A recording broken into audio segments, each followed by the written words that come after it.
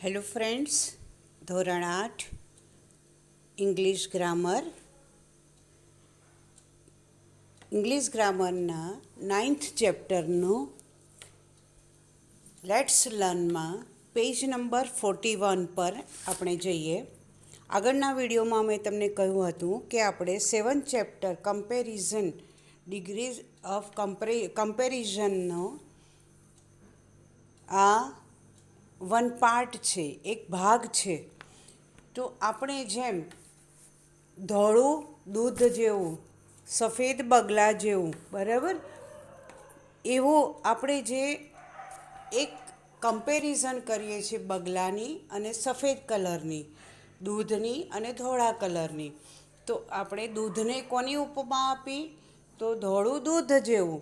તો એવી જ રીતે ઇંગ્લિશમાં પણ કમ્પેરિઝન, બે વ્યક્તિ વચ્ચે જ્યારે કમ્પેરિઝન કરવાની હોય ત્યારે આપણે પોઝિટિવ ડિગ્રીમાં એ વિશેષણની પહેલાં એઝ અને વિશેષણની પછી એઝ, એટલે કરતા, ત્યાર પછી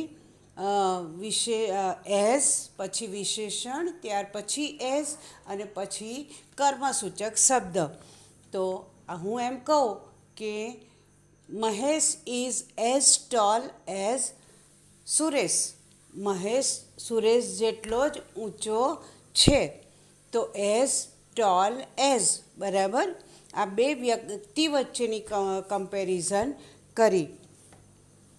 તો એવી જ રીતે અહીંયા કેટલાક વિશેષણો આપ્યા છે અને તેને કોની સાથે સરખાવ્યા છે, કમ્પેરિઝન, તેની તુલના કોની સાથે કરી છે, એ અહીંયા કર્મસૂચક અને કર્તાસૂચક શબ્દો આપ્યા છે.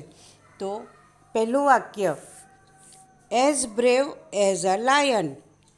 કોઈ બી વ્યક્તિ અથવા કોઈ સ્પેશિયલ કોઈ ખેલાડી કે કોઈની વિશેષતા, કોઈનો વિશેષણ દર્શાવતો શબ્દ એઝ બ્રેવ એઝ, તો કોના જેવો? બહાદુર.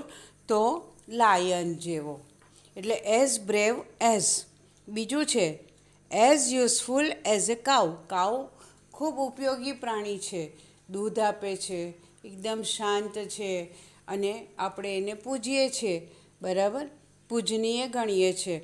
તો એઝ યુઝફુલ આની ઉપયોગી, યાની કે એઝ યુઝફુલ એઝ અ કાઉ.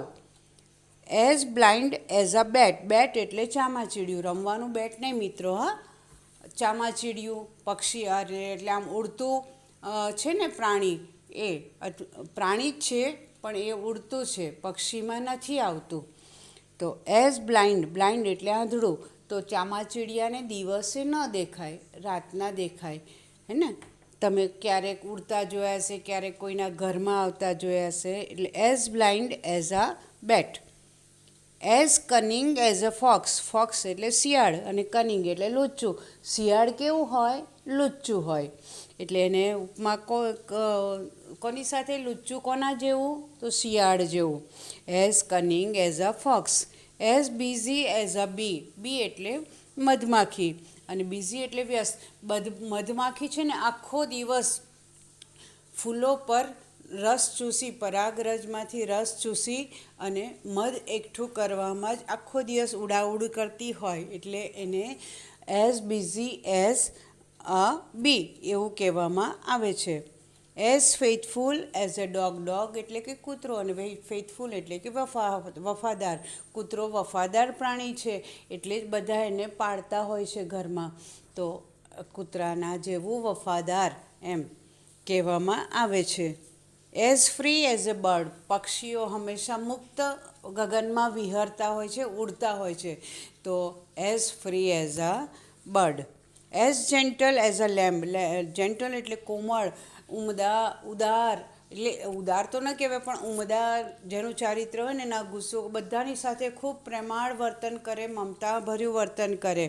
તો કોમળ એ પણ કહેવાય as gentle as a lamb. Lamb એટલે ઘેટાનું બચ્ચું. જો તમે એને અડો ને તો બચ્ચું નાનું હોય ને તો એનું ફર એટલે રૂંવાટી એટલી જ પોચી પોચી હોય ને એટલે કોમળ કોમળ એટલું સુંદર દેખાય ને એટલે એને કોમળ કહેવામાં આવે છે. As proud as a peacock. પીકોકની જ્યારે પેલું એની પંખ ફેલાવીને જ્યારે ચાલતો હોય ને ત્યારે ગ્રેસફુલી જ્યારે ચાલતો હોય ને ત્યારે આમ જાણે ગુમાનમાં ચાલતો હોય ને અહંકાર એવું કહેવામાં આવે છે. તો આ પીકોકને કેવો કહેવામાં આવે છે? As proud as a peacock. As wise as an owl. Wise એટલે ડાયું ને આઉલ એટલે ઘુવડ. તો ઘુવડ કદી કોઈને કોઈ નુકસાન નથી પહોંચાડતું એટલે એને as wise an owl.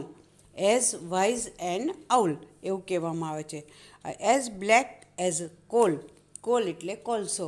Charcoal એટલે પણ કોલસો. કોલસો કેવો હોય? કાળો.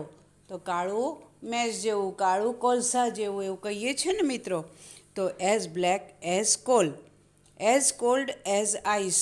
આઈસ એટલે બરફ અને કોલ્ડ એટલે ઠંડુ બરફ જેવું. એવી ઉપમા છે આપવામાં આવે છે. એઝ લાઇટ એઝ ફેધર એટલે પીછું અને લાઇટ એટલે લાઇટ એટલે પ્રકાશના અર્થમાં નથી લેવાનું, હલકું. હેવી એનું ઓપોઝિટ લાઇટ. ઓકે, તો અહીંયા પ્રકાશના અર્થમાં નહીં, હળવાના અર્થમાં લેવાનું છે. તો પીછું, કોઈ પણ પક્ષીનું પીછું તમે લો કેટલું બધું હલકું હોય છે. એટલે as light as feather. As sweet as sugar એટલે ખાંડ અને સ્વીટ એટલે મીઠી ગળી. તો ખાંડ કેવી હોય? ખૂબ ગળી હોય. તો એઝ સ્વીટ એઝ સુગર.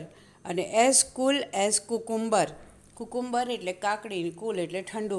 જો મિત્રો આંખો દુખતી હોય ને હે ને તો આંખો પર કહેશે કાકડીના પતિકા કરીને મૂકો, એટલે ગોળ ગોળ પૈતા કરીને મૂકો, આંખોમાં ઠંડક લાગે.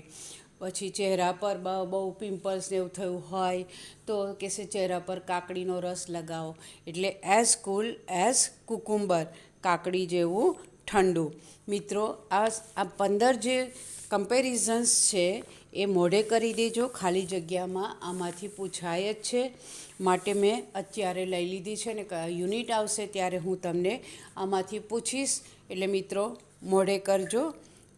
હવે ફરી આપણે ટેક્સ્ટ બુક, સેકન્ડ સેમેસ્ટરની ટેક્સ્ટ બુક પર જઈશું, એટલે કે ચોપડી પુસ્તકનો પહેલો પાઠ લઈશું. હવે ત્યાં સુધી મિત્રો, we are signing off right now. See you in the next video. Have a nice day. Bye. See you. જય શ્રી કૃષ્ણ.